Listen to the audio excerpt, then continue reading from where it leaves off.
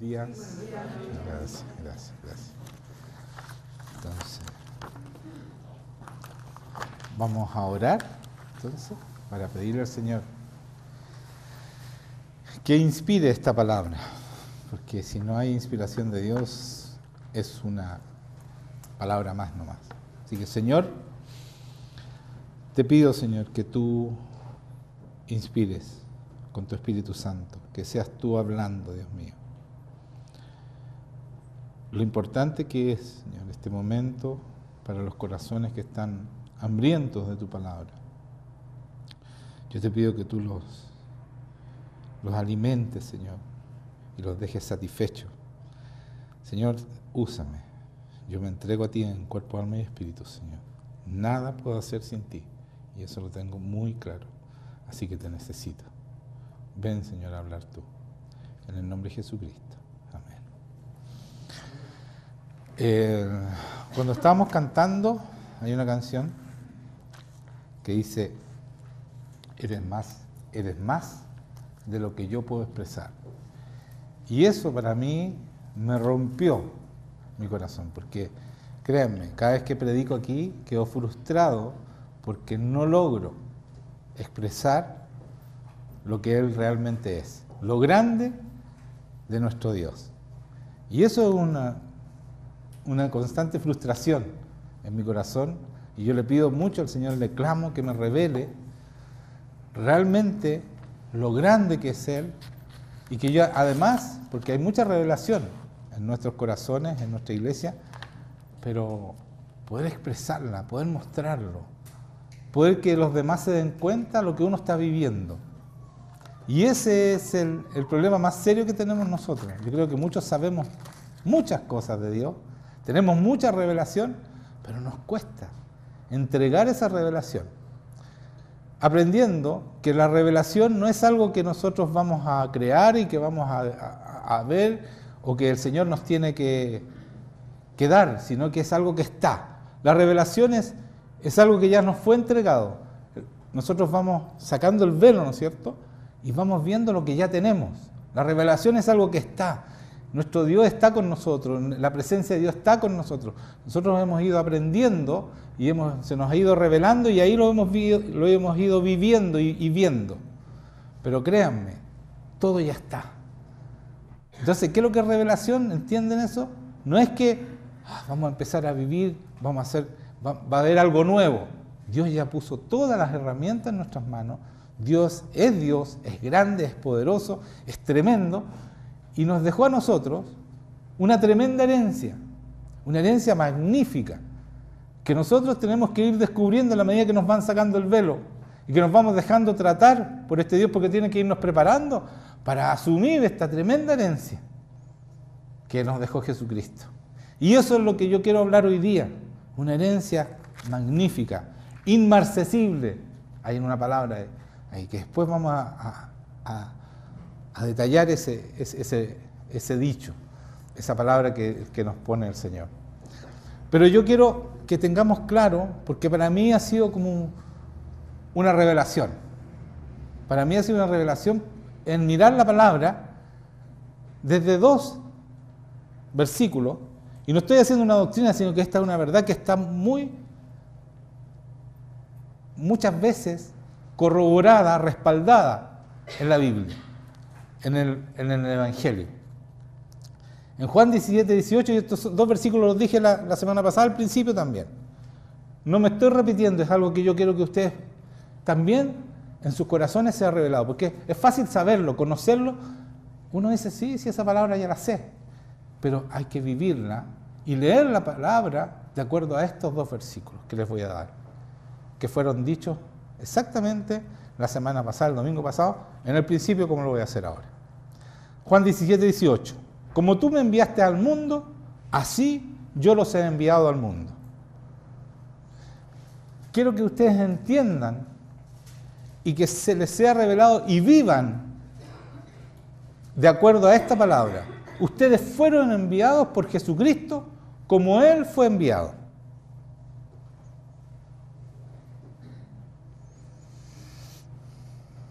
No menos que eso. Eso es lo que debemos vivir. Y eso es lo que nosotros necesitamos que nos revelen. En Juan 20, 21, 22, este es el segundo, que corrobora lo mismo, dice, entonces Jesús le dijo otra vez, pasa a vosotros, como me envió el Padre, así también yo os envío. Habiendo dicho esto, sopló y les dijo, recibid el Espíritu Santo. Y les entregó el Espíritu Santo. Esto mismo es con nosotros.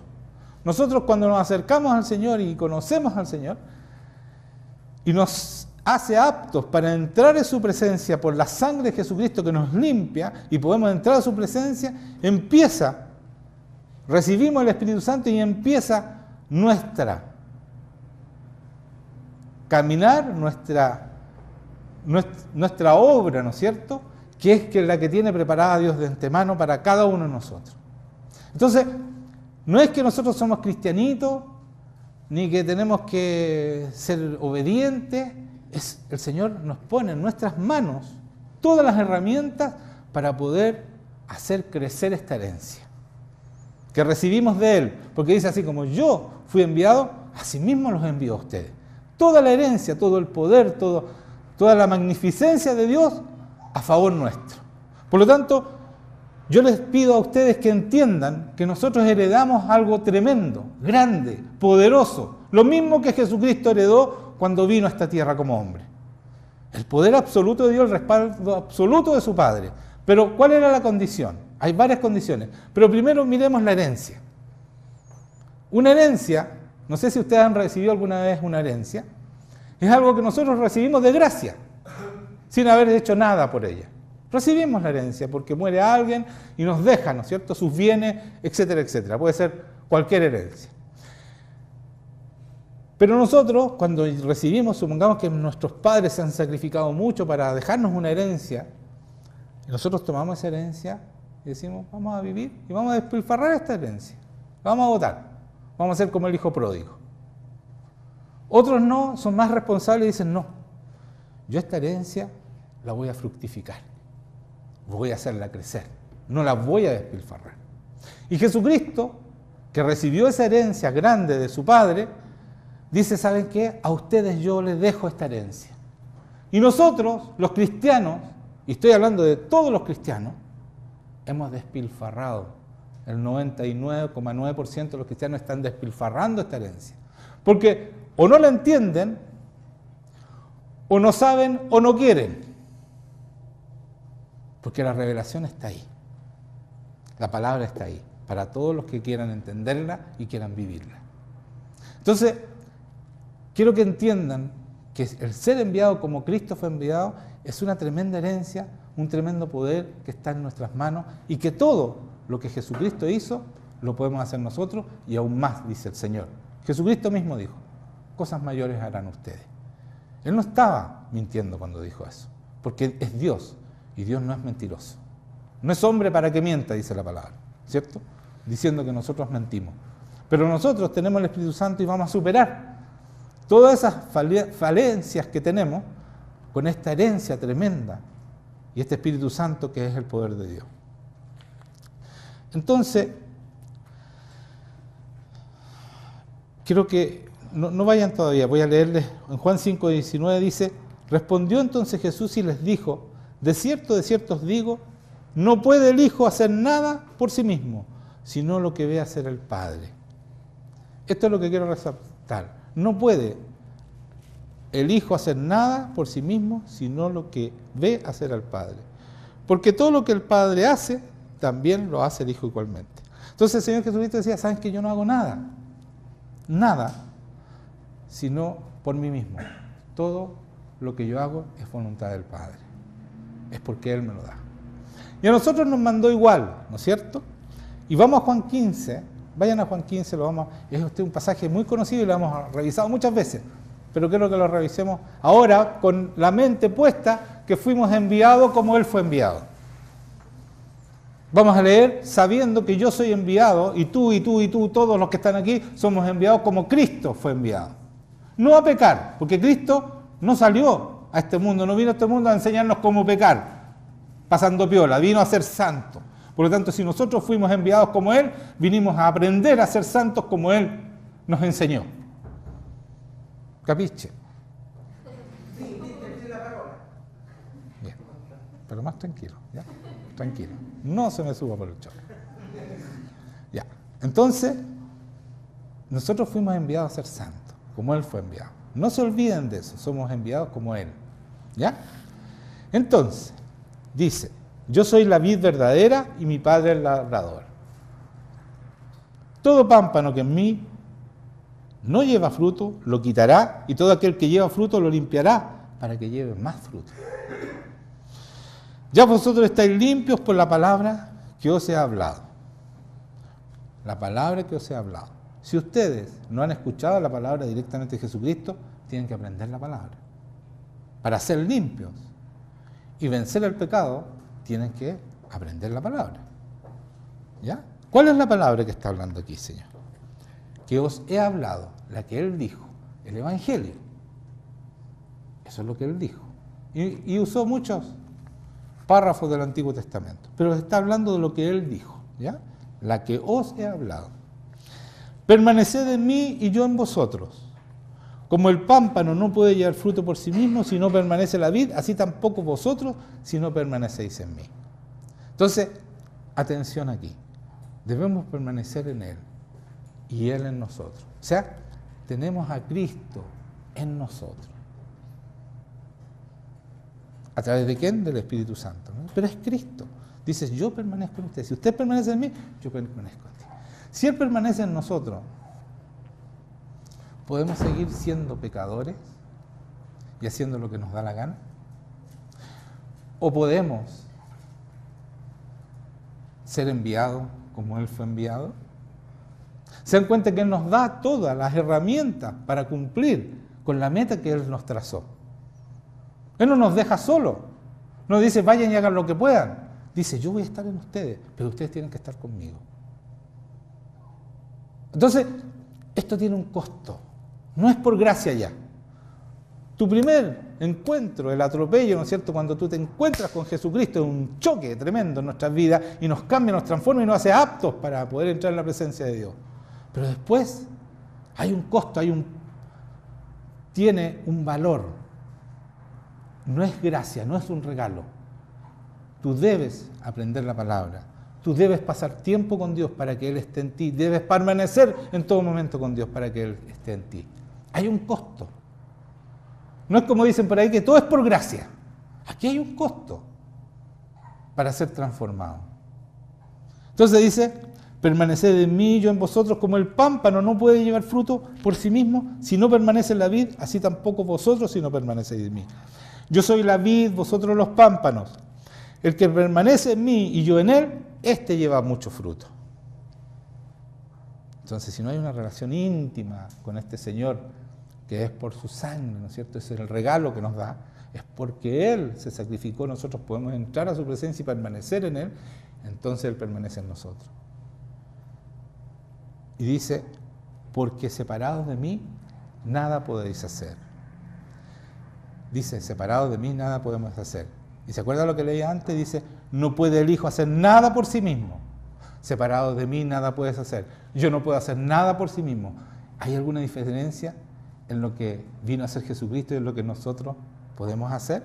¿Se dan cuenta que nosotros tampoco podemos hacer nada separado de Dios? Como Él tampoco podía hacerlo. ¿Somos enviados igual que Él? Por supuesto que sí. Él no iba a hacer trampitas como, no, yo tengo más poder que ustedes y después nos manda a hacer lo mismo, o cosas mayores. Sería un Dios sádico. Por lo tanto, nos entregó todo. Yo no sé si me están entendiendo. Nos entregó todo lo que necesitamos para ser como Él. Todo.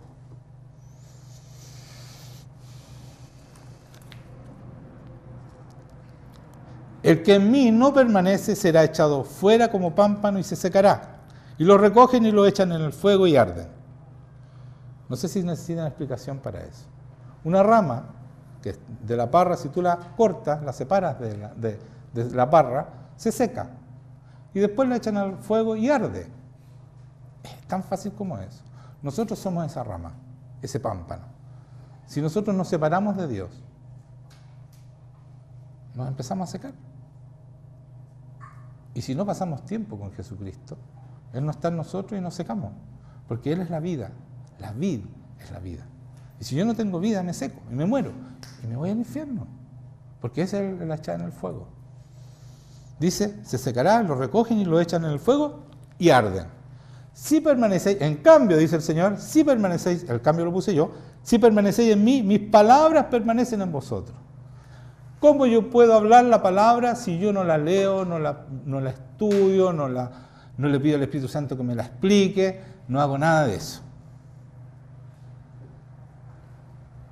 No puedo permanecer en Dios. No, mi palabra no está en mí, mis palabras permanecen en vosotros. Pedid todo lo que queréis, dice, y os será hecho. Tenemos todo el poder, por eso que Jesucristo decía, sánate, resucita, levántate, y era hecho. Porque Él pedía todo lo que quería y era hecho. Así nosotros debemos ser. Esa es la iglesia de Hechos,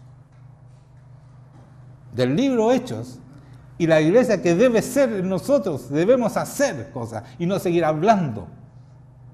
Y a veces hablamos mal porque no sabemos, ni siquiera sabemos la palabra, entonces decimos cosas que son erráticas. Oramos mal. Señor, ven con tu presencia. El Señor está hace rato. Si Él dice, no te voy a abandonar jamás, voy a estar contigo. Presencia manifiesta estoy hablando yo.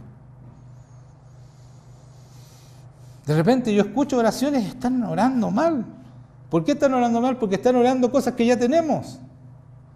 Entonces esa oración no va a ser contestada si ya la tenemos. ¿Para qué le pedimos lo que ya tenemos?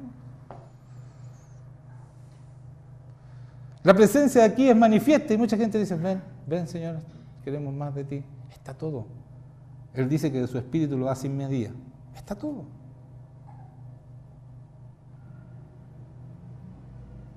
El que le pone la medida es nuestra fe. El problema es nuestra fe. ¿Creemos todo lo que se dice acá? ¿Lo creemos? ¿Lo vivimos? ¿Lo practicamos? Si no lo practicamos, ¿cómo vamos a ver si esto es verdad? Entonces debemos practicarlo. Mira lo que dice acá. En esto es glorificado mi Padre, en que llevéis mucho fruto y seáis mis discípulos. O sea, que hagan lo que yo hice. No menos que eso. Eso es ser discípulo, hacer lo que hizo el Maestro. Exactamente lo mismo. Como el Padre me ha amado, escuchen esto, yo también os he amado. Permaneced en mi amor. Como el Padre me amó, dice Jesucristo, yo también los amo a ustedes. Permanezcan en mi amor. Si guardaran mis mandamientos, permaneceréis en mi amor. ¿A dónde dice aquí que aunque seamos pecadores, nos va a seguir amando? ¿Dónde dice aquí esto? Dice, si guardáis mis mandamientos, os permaneceréis en mi amor. Si guardáis mis mandamientos. Así como yo he guardado los mandamientos de mi Padre y permanezco en su amor. Entonces hay una condición, hay un precio que pagar. Hay una libertad que vivir. Debemos vivir en esa libertad de abandonar el pecado y cumplir sus mandamientos. Estas cosas os he hablado para que mi gozo esté en vosotros y vuestro gozo sea cumplido. Esta frase, que pasa siempre así, la leemos y no la analizamos, Él está diciendo, ¿saben? Que si ustedes hacen esto, si cumplen mis mandamientos y permanecen en mi amor, va a haber gozo en ustedes. Da lo mismo las circunstancias que estén viviendo. Da lo mismo si tienen dinero, si no lo tienen, si están con problemas, no los tienen. Si ustedes viven en mi amor, van a tener gozo. Y por eso Pablo, estando preso, él decía, gozaos, regocijaos en el Señor. Porque él vivía en el amor de Dios, porque él cumplía los mandamientos y vivía su palabra. Y él podía decir en cualquier circunstancia, yo me gozo, me regocijo en ti, Señor. Y nosotros también, en la medida que nosotros vivimos en su amor, cumplimos sus mandamientos, vivimos su palabra, podemos gozarnos en toda circunstancia. En toda. En toda.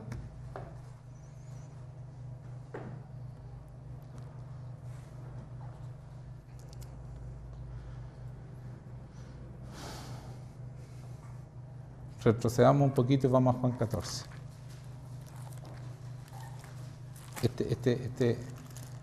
Yo, de aquí pueden salir 1000 prédicas si analizamos Juan 14. Me encanta Juan 14. Fue la revelación máxima para mí, para encontrarme con el Señor, la manifestación de Dios. Aquí fue que yo empecé a buscar al Señor. Y hoy día está la presencia de Dios en todos nosotros, no solo en mí. Pero este fue 14:15. Si me amáis, guardad mi mandamiento. Lo acabamos de decir eso, ¿cierto? Si me amáis, guardad mi mandamiento.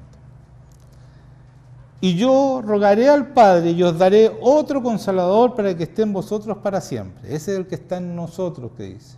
Es Cristo, porque el Espíritu Santo, Dios Padre, es el mismo. Y Jesucristo son los mismos. Entonces Él dice, yo estaré en ti. Si está el Espíritu Santo, Él está en nosotros. Es Dios, es uno solo. ¿Ya? No se confundan. Después dice, y el Espíritu de verdad, el cual el mundo no puede recibir. El mundo son los que no creen, los que no toman en cuenta a Dios. Ellos no pueden recibir al Espíritu Santo, porque no le ve ni le conocen, pero vosotros le conocéis, porque mora con vosotros, vive con ustedes y estará con ustedes. No os dejaré huérfano, dice, vendré a vosotros, todavía un poco y el mundo no me verá más, pero vosotros me veréis, porque yo vivo, vosotros también viviréis. En aquel día vosotros conoceréis que yo estoy en mi Padre, y vosotros en mí y yo en vosotros. Ahí está de nuevo. Hermanos míos, miren esta palabra, por favor, créanla, que sea revelación para ustedes. Miren lo que dice. En aquel día vosotros conoceréis que yo estoy en mi Padre, y vosotros en mí y yo en ustedes. ¿En qué día? Cuando el Espíritu de verdad, el cual el mundo no puede recibir, entre en ti. Cuando seas bautizado con este Espíritu Santo. Todos los que están aquí han sido bautizados con el Espíritu Santo. Todos los que han ido a mi casa un día fueron bautizados. Los que no todavía, vayan para ser bautizados por este Espíritu Santo. Es la presencia de Dios. Y el pedirle, Señor, entra, y el bautismo del Espíritu Santo está ahí. Ahora, que ustedes lo usen, no lo usen, quieran vivirlo, eso es cuento de ustedes. Pero todos tienen acceso a la presencia de Dios. Porque tenemos libertad, dice la palabra, por la sangre de Jesucristo, de entrar al lugar santísimo. Esa es una libertad que no debemos pedir. Es algo que fue dado por Dios a través de su sangre. Entrar a la presencia de Dios. ¿Ya?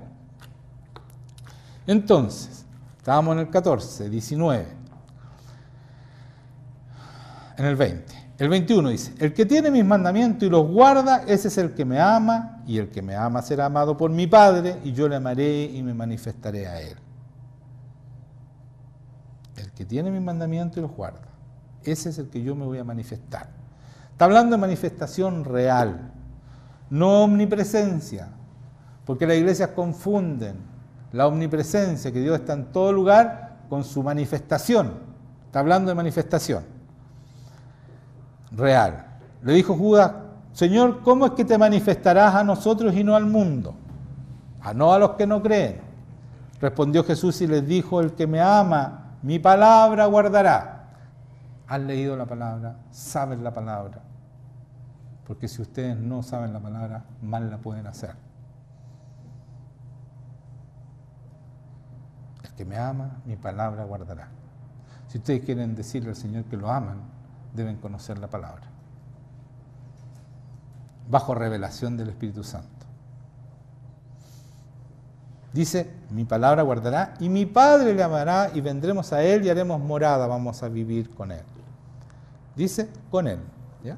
Vamos a estar en Él y vamos a vivir con Él. Esa es la manifestación.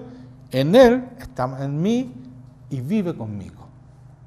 ¿Por qué? Porque yo cumplo sus mandamientos y vivo su palabra. Y la vivo porque la conozco.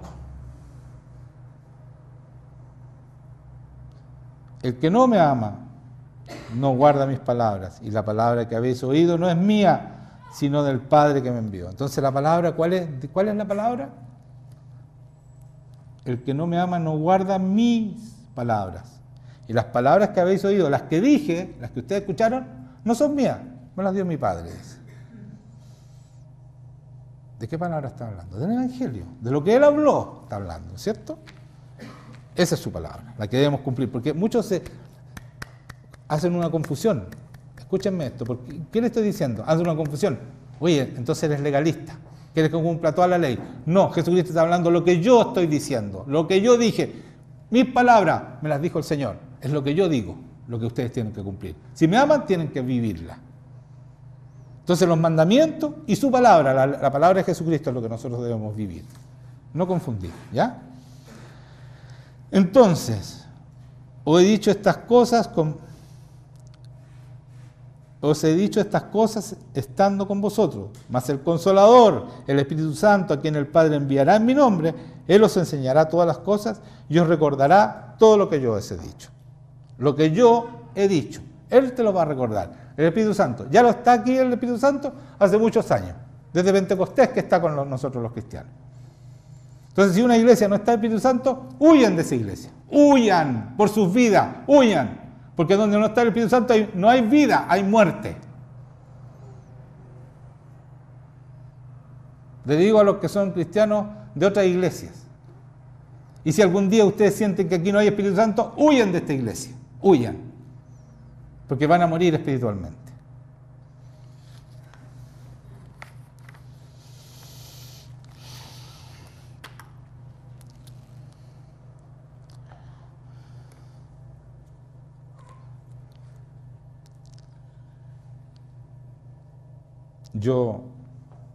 Cuando yo empecé a sentir la presencia del Señor, el Señor empezó a venir conmigo. Yo había ya leído muchos años ya la palabra, porque Él vino en el año más o menos 7º, 8º de mi conversión, y yo era un lector de la palabra tremendo. O sea, yo no paraba de leerla todos los días y todavía no paro, todos los días la leo. Siempre hay algo, y por eso la prédica, si ustedes miran para atrás, nunca me he repetido, nunca, porque el Señor está revelando constantemente cosas nuevas. El Evangelio siempre es nuevo. Pero a lo que yo iba no era echarme flores a mí, sino que decirle que cuando yo empecé a sentir esta presencia, yo hace mucho tiempo estaba trabajando con gente, hablando con gente, predicándole la palabra, pero apenas empecé a recibir este Espíritu Santo con presencia de verdad, lo único que quería, más que hablarle, era mostrarle este Dios vivo, esta presencia de Dios. Porque por mucho que nosotros hablemos bonito, si el Espíritu Santo no entra en esa persona y no hace la obra en esa persona, es una palabra más, es una filosofía más, es una mentira más. Dios, nuestro Dios, nosotros lo podemos mostrar. ¿Y por qué le estoy contando esto? Porque yo creo que ustedes, la mayoría de ustedes, a veces se esmeran en hablar la palabra y en decir la palabra.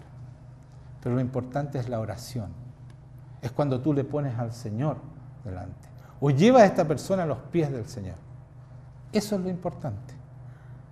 Y para mí eso era fundamental. Porque el Espíritu Santo es el que hace la obra de la iglesia. Y si tú solamente le hablas y no pones primero y en primer lugar y le das la gloria y la honra a Él, y tú eres el maravilloso hablando lindo la palabra, porque la palabra trae sabiduría, entonces mucha gente te puede admirar por lo que tú dices.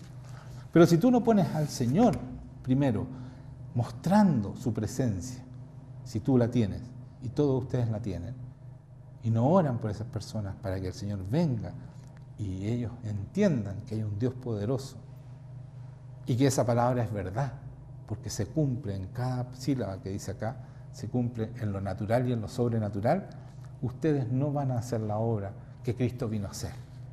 Fuimos enviados como Cristo fuimos enviados. ¿Qué hacía Cristo? Hablaba la palabra, sanaba enfermos, sacaba demonios. Él no solo hablaba la palabra, Él mostraba a un Dios poderoso. Y todo lo hacía como un hombre, como nosotros, con el mismo Espíritu Santo que tenemos nosotros. Pero era de claro que la gente glorificaba a Dios cuando venían estos milagros que hacía Jesucristo. Porque era la gloria de Dios Padre.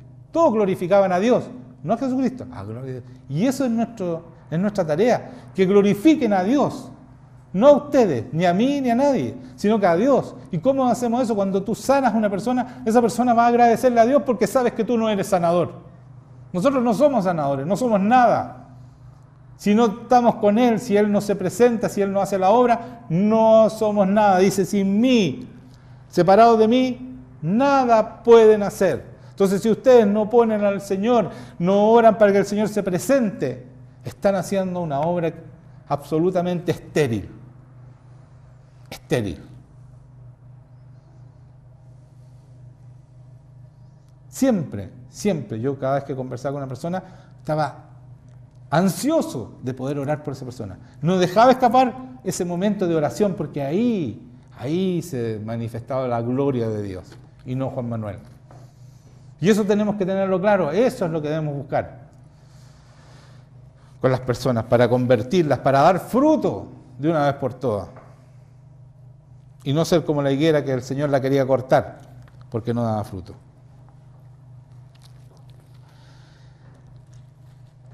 El Señor dice que debemos cumplir la palabra, que debemos cumplir los mandamientos.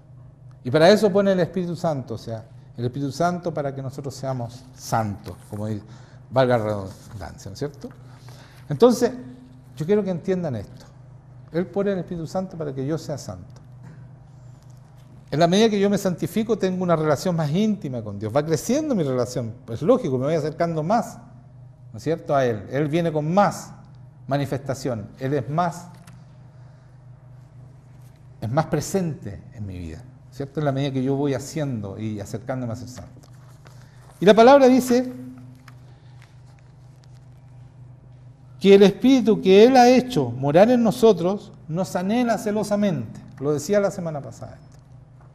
Entonces, si este Dios, este Espíritu Santo que mora en nosotros, que quiere tener una relación íntima con nosotros cada vez más grande, más que seamos uno, dice, como dice la palabra. Y lo que nos separa de esta relación íntima es el pecado. ¿Y quién nos santifica? Este mismo Espíritu Santo que nos anhela.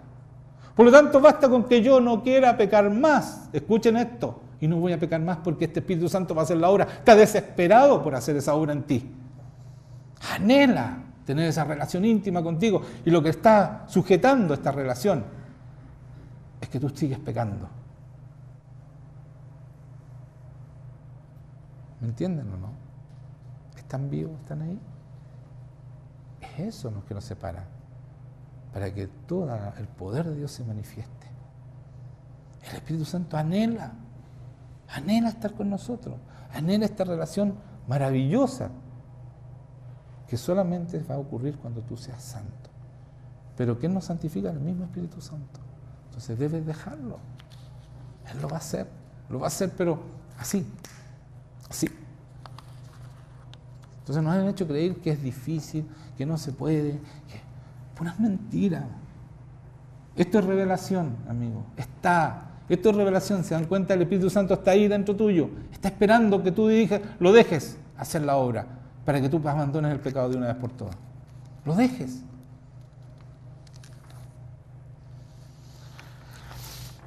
¿O pensáis que la Escritura dice en vano?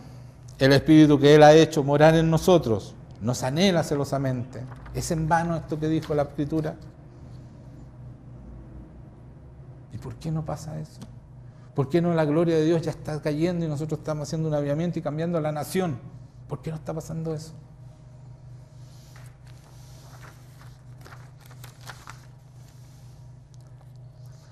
Cuanto Cristo, vuestra vida, se manifieste, entonces vosotros también seréis manifestados con Él en gloria. Cuando Cristo, vuestra vida, se manifieste. ¿Están entendiendo eso? Cristo nos da su vida a nosotros, nos da su herencia. Cuando eso se manifiesta, o sea, cuando tú lo amas, cumple su palabra, dice, yo me manifestaré a ti. Cuando pasa eso, no estamos hablando de cuando venga, estamos hablando de ahora, hoy día. Cuando Cristo, vuestra vida, cuando tú vivas en Él y Él viva en ti, entonces seréis manifestados en gloria. Eso es lo que estoy diciendo. ¿Por qué la gloria no está cayendo acá? ¿Por qué no estamos haciendo miles de milagros como la iglesia de Hechos? Si lo tenemos todo.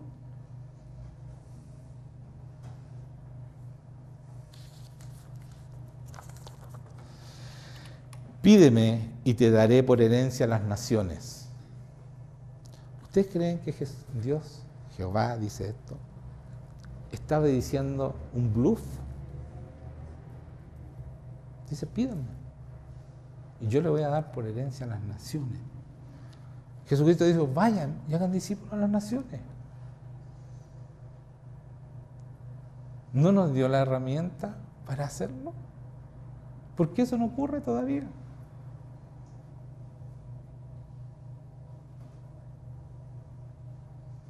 No nos dio la herramienta. ¿Qué está pasando, iglesia? Despertemos.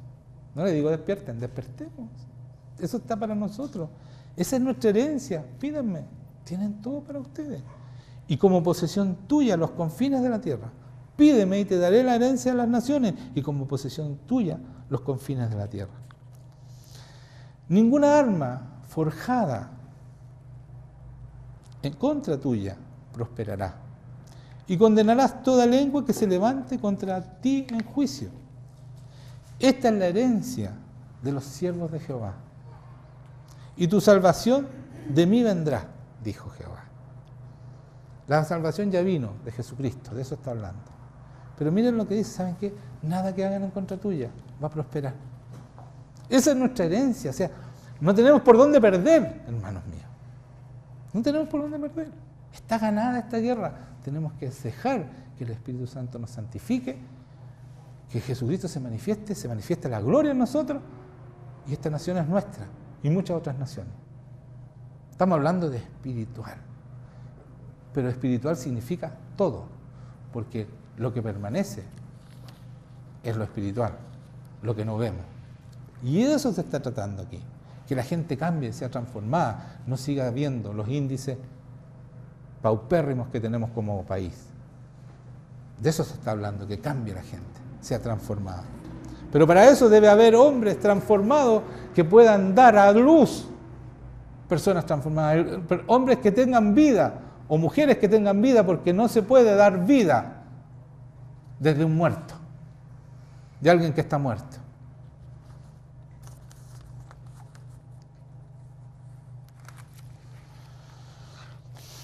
El reino de los cielos se da a conocer no por lo que yo tengo,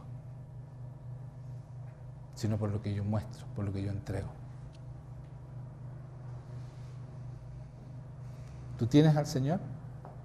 ¿Tienes el Espíritu Santo? Eso es lo que tienes que mostrar y eso es lo que tienes que entregar.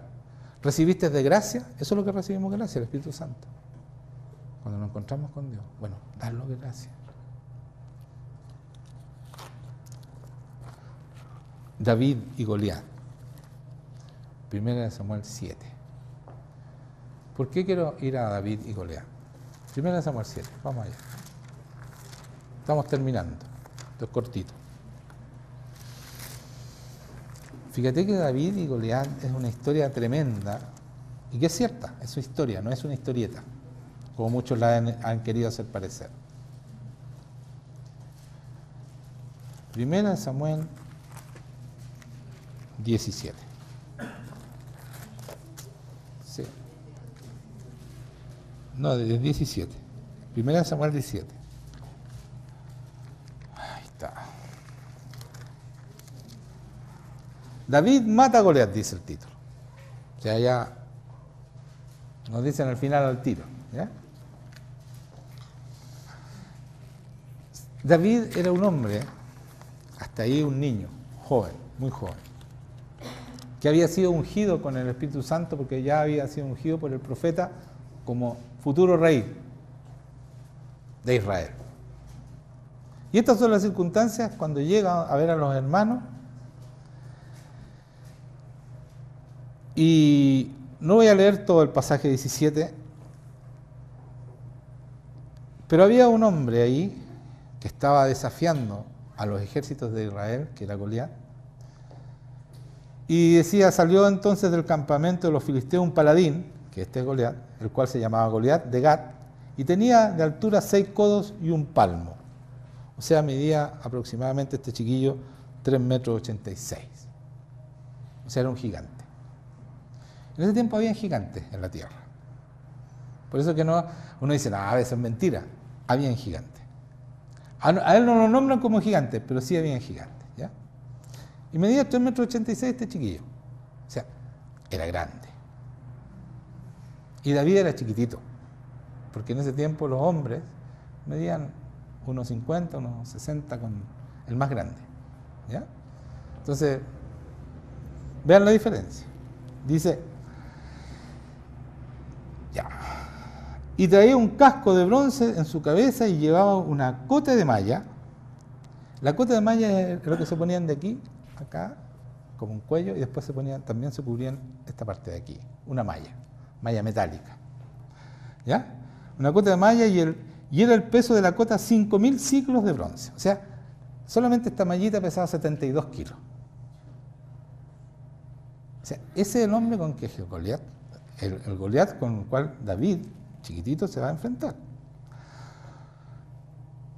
5.000 ciclos. Sobre sus piernas traía grebas de bronce y jabalina de bronce entre los hombros. O sea, sus piernas eran absolutamente cubiertas con metal de bronce, eran como unas botas de metal, y entre sus hombros una jabalina, o sea, sus hombros deben haber medido más o menos así, es más o menos la espalda del porte de una jabalina. Una jabalina debe medir 2 metros, más o menos, 1,5 metros, ¿cierto? Esa es la espalda del chiquillo, de Goliat. ¿Se dan cuenta o no? Ese era Goliat.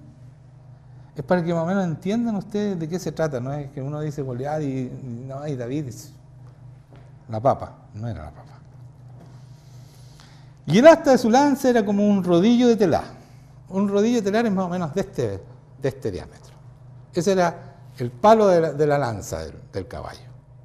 El que era un caballo, este hombre, era muy grande, que había pesado unos 400 kilos. Era así, ¿ya? Más o menos un rodillo es así, de un telar. Para que tengan una idea. Y mire lo que dice después. Y tenía el hierro de su lanza 600 ciclos de hierro. 600 ciclos de hierro son 8,6 kilos. La pura punta de la lanza pesaba 8,6 kilos. Era para amedrentarse, ¿o no? Estaban todos asustados, incluido el rey. No había nadie que quería salir a pegarle a este joven. Además que era un profesional. No era alguien que se puso todo eso para amedrentar. Era un profesional de la guerra. Él se dedicaba a eso, ¿ya? Entonces dice, y se paró y dio voces a los escuadrones de Israel diciéndole, ¿para qué os habéis puesto en orden de batalla? ¿No soy yo el filisteo y vosotros los siervos de Saúl? Escoged de entre vosotros un hombre que venga contra mí. Si él pudiere pelear conmigo y me venciere, nosotros seremos vuestros siervos. Y si yo pudiere más que él y lo venciere, vosotros seréis nuestros siervos y no serviréis. Y añadió el filisteo, hoy yo he desafiado al campamento de Israel, dame un hombre que pelee conmigo. Oyendo Saúl y todo Israel estas palabras del filisteo, se turbaron y tuvieron gran miedo. Estaban muertos de miedo. Todos los varones de Israel. Entonces habló David a los que estaban, estoy leyendo el 26, junto a él, diciendo, ¿qué harán al hombre que venciera a este filisteo y quitara el oprobio de Israel?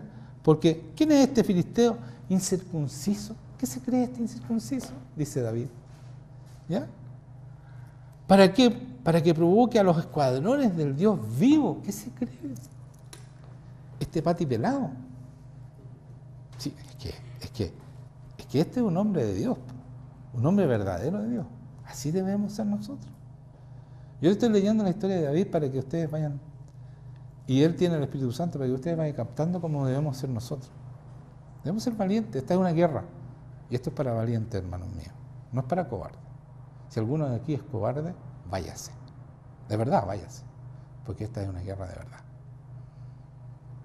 ¿Ya?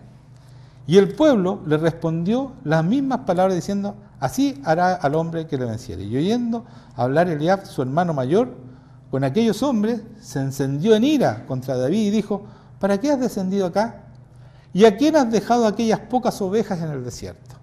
Entonces, el hermano, para animarlo, le dice, ¿qué estás haciendo aquí, cabros chicos?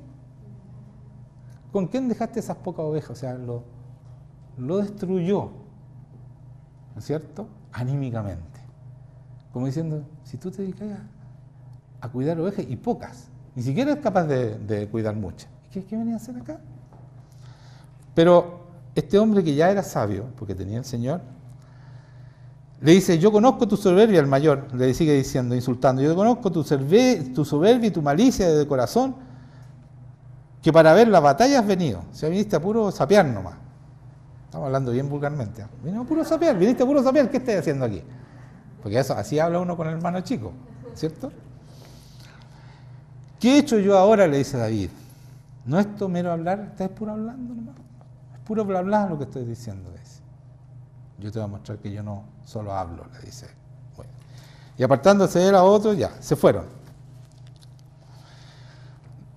Después quiero leer solamente el enfrentamiento.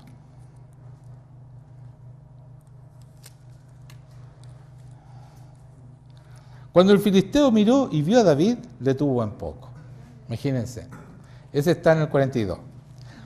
Imagínense, ve un cabro chico, porque era un niño, de 16, 17 años de haber tenido en ese tiempo, de 1,60 m, él 3,86 m, profesional en la guerra, vestido con una ropa de cuidado oveja, de un pastor, ¿no es cierto?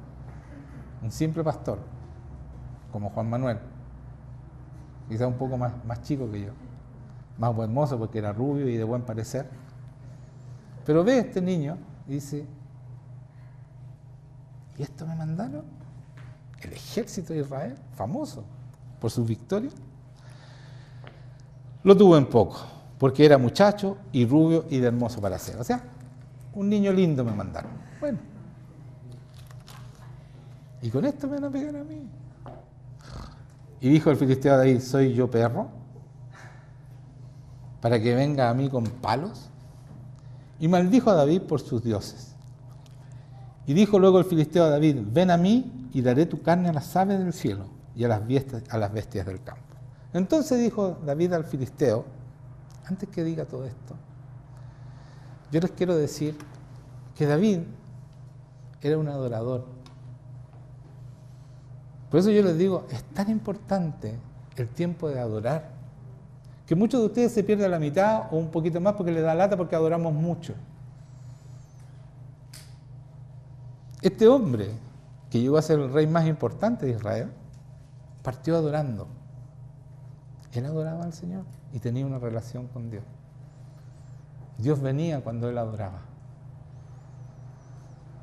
¿Estamos bien o no? Nosotros hoy día somos una iglesia chiquitita, pero adoramos y cuando nosotros cantamos el Señor viene. Que se afirme Goliat, porque estamos creciendo. Nosotros, en nuestro corazón, en nuestra valentía, en nuestro ser con el Señor.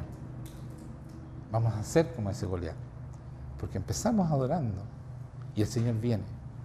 Lo mismo pasaba con este niño, que lo miró en poco.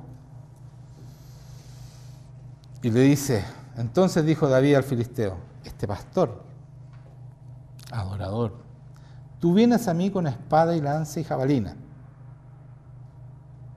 y escudo también tenía, mas yo vengo a ti en el nombre de Jehová de los ejércitos, nada menos, el Dios de los escuadrones de Israel, a quien tú has provocado. Entonces, hermanos míos, cuando el enemigo te hace caer o no sé, tú lo único que tienes que hacer es entender que tú fuiste enviado en el nombre de Jehová de los ejércitos, en el nombre de Jesucristo, que es el nombre por sobre todo nombre, quien tiene todo el poder. Eso somos nosotros. Y entonces, ¿quién contra nosotros? Eso los cristianos lo recitan, los que se dicen cristianos. Pero el que es cristiano de verdad, ¿quién es contra nosotros? Y el enemigo huye de nosotros. Este filisteo no sabía con quién se estaba encontrando. Y por eso no huyó. Pero si él se hubiera dado cuenta que estaba con un hijo de Dios, debiera haber arrancado a perderse. Y dijo, tú vienes en mí con espada y lanza y jabalina, mas yo vengo a ti en el nombre de Jehová de los ejércitos, el Dios de los escuadrones de Israel, a quien tú has provocado. Jehová te entregará hoy en mi mano, y yo te venceré y te cortaré la cabeza, y daré hoy a los cuerpos de los filisteos y las aves del cielo, y a las bestias de la tierra, y toda la tierra sabrá que hay Dios en Chile y en esta iglesia. Van a saber que hay Dios aquí. Eso somos nosotros, hermanos míos, no menos que eso. Así que dejémonos de estar con los ojos en las cosas del mundo. Hagamos lo que tenemos que hacer. Vamos a cambiar esta nación de una vez por todas. Vamos a cambiar muchas naciones y van a saber en Chile y en muchas naciones que aquí hay Dios, un Dios de verdad. Eso es lo que hizo David. Y fíjate que David agarró una piedra con su onda, con lo que él hacía, con lo que él sabía. No vino, no trajo, no se preparó con armas ni nada de eso. Nosotros estamos mucho más preparados que David para esta guerra. Y tomó la onda en toda la frente. Se acabó la guerra. Se acabó la guerra, hermanos míos. El nombrar a Jehová, tú has provocado a Jehová, se terminó la guerra. Los filisteos arrancaron. Y la guerra se ganó. No tuvieron que pelear.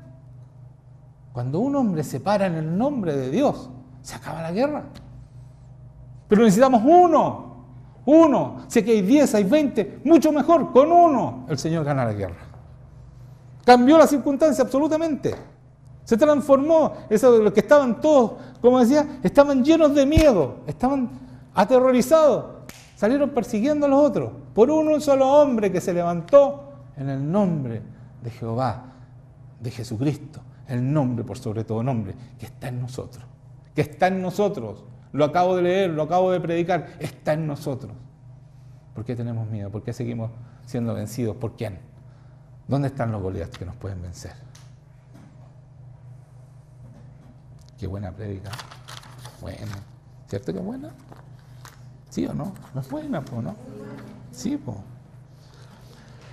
¿Y saben qué es eso? Todo eso que nos dio el Señor es del Señor. Toda esta prédica es del Señor, por eso digo que buena prédica, porque el Señor me la da. No es mía. No tengo nada que ver. Yo me suelta el Espíritu Santo y me pongo tartamudo y digo puras leceras. Ese soy yo, Juan Manuel. Pero con el Señor soy como David. Soy como David. Tengo el poder de Dios. Es en el nombre de Jesucristo todo lo que hago.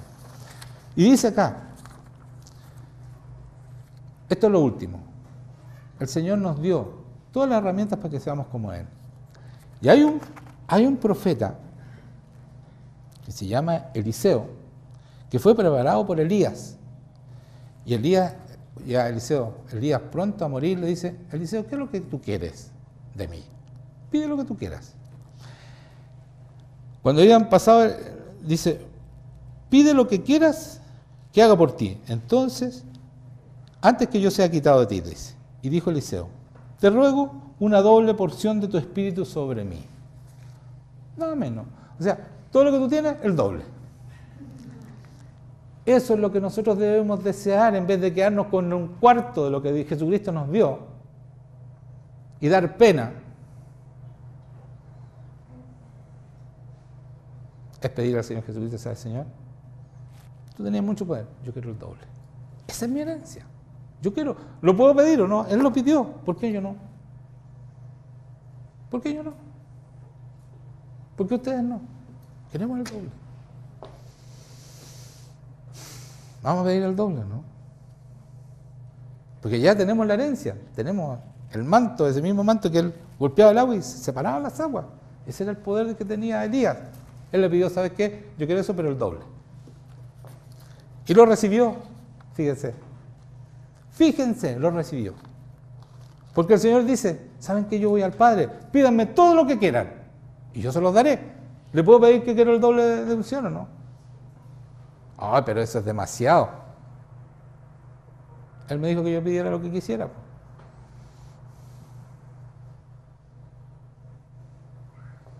¿Podemos ser mejor que David? Por supuesto.